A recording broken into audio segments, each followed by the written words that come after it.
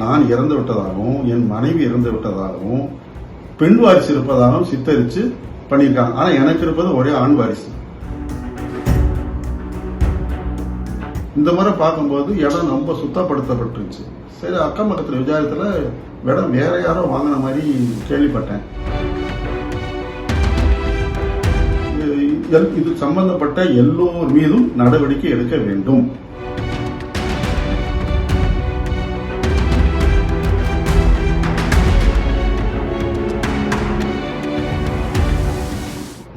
என் பெயர் சிவபாதம்.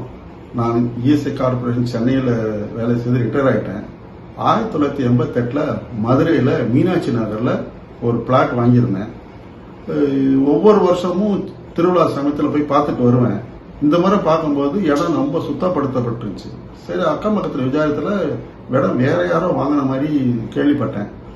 சரின்னு சொல்லிட்டு ஈசி போட்டு பார்த்தா கை மாறி இருந்தது. அதாவது நான் இறந்து விட்டதாகவும் என் மனைவி இறந்து விட்டதாகவும் பெண் வாரிசு இருப்பதாகவும் சித்தரிச்சு பண்ணியிருக்காங்க. ஆனா எனக்கு இருப்பது ஒரே ஆண் வாரிசு. அந்த பெண் வாரிசு பவரை மிஸ்டர் ஜெகநாதன் என்பவருக்கு கொடுத்திருக்காங்க. இந்த ஜெகநாதன் பவர் வாங்கி 2 நாள்ல அன்வர் அண்ட் சுமையா என்பவருக்கு வித்து விட்டார்.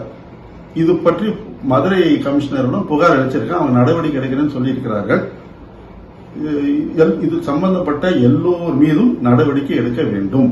என்னோட பேர் எம் சந்திரபோஸ். நான் மதுரை உயர்நீதிமன்ற கிளையில் வழக்கறிஞராக பணிபுரிந்து வருகிறேன்.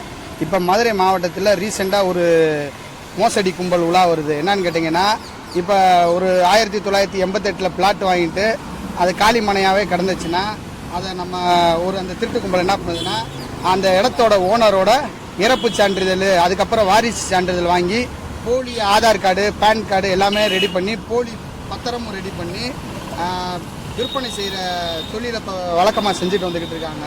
இது சம்மந்தமாக நான் கமிஷனர் ஐயாவை பார்த்து புகார் மனு தெரிவித்து, ஐயா உடனடியாக இந்த மோசடி கும்பலை, திருட்டு கும்பலை நீங்கள் கும்பல் மீது நடவடிக்கை எடுக்கணும்.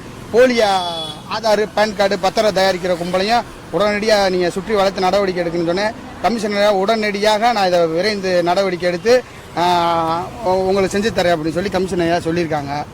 ஆமாம், இது என்ன பிரச்சனைனா, ஒரே பெண் பெயரில் உதாரணத்துக்கு ஜெயராணின்னு ஒரு பொண்ணு பிளாட் நம்பர் 322 பதிஞ்சு கொடுத்துட்டு, அதே பெண்மணி 308 பிளாட் நம்பர் சூர்யா நகரில் மீனாட்சி அம்மன் நகரில் அந்த பொண்ணு சத்யான்ற பேரில் ஒரு மாதத்துக்குள்ளே வேறு ஆதார் ரெடி பண்ணி விற்று கொடுக்குது. ஒரு பிளாட்டும் 70 லட்சம் ரூபா. மொத்தம் இந்த ஏரியாவில் நம்ம சூர்யா நகர் மீனாட்சி அம்மன் நகரில் மட்டும் 10 கோடி ரூபாய்க்கு மேற்பட்ட மோசடி, நில மோசடி, போலியான ஆவணங்கள் தயாரித்து விற்று ஒரு கும்பல் விற்றுருக்காங்க.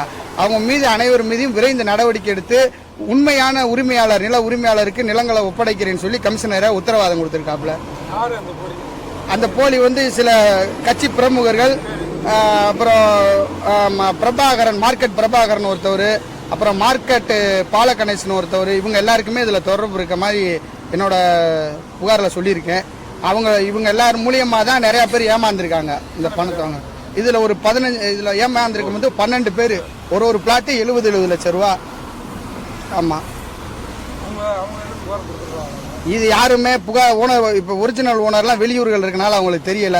நான் ஒரு உண்மையான ஓனர்களுக்கும் தகவல் சொல்லிக்கிட்டு இருக்கேன். அவங்க எல்லாருமே வந்துக்கிட்டு இருக்காங்க. அதுக்கு முன்னாடி இந்த மோசடி கும்பலுக்கு ஒரு முட்டுக்கட்டை போடணும்.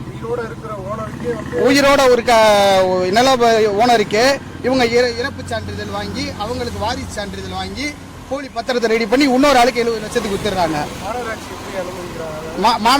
சப்ரீசர் இதில் கதிரேசன், செட்டிக்குளம், மதுரை வடக்கு செட்டிக்குளம் சப்ரீஸ்டராக இருக்காரு. அவருடைய எல்லையில் தான் இந்த பதிவு வரும். அவருக்கு முழு மூச்சா தெரிஞ்சு அவர் தான் இதுக்கு முக்கிய உடந்தையா இருந்திருக்காரு. ஏன்னா ஒரு மாசத்துக்கு முன்னாடி ஒரு பேர்ல ஒரு லேடி பதியுது. அதே லேடி இன்னொரு பேர்ல எப்படி இன்னொரு இடத்த வேற பிளாட்டை பஞ்சு கொடுக்குது வேற பேர்ல. இதை எப்படி கண்டுபிடிக்க முடியாம இருக்காங்க? ஆதாரை செக் பண்ணல, பேன் கார்டை செக் பண்ணல, எல்லாமே டூப்ளிகேட். டெத் சர்டிபிகேட் செக் பண்ணல, வாரிசு சர்டிபிகேட் செக் பண்ணாம இது பல கோடி ரூபாய் மோசடி நடந்திருக்கு.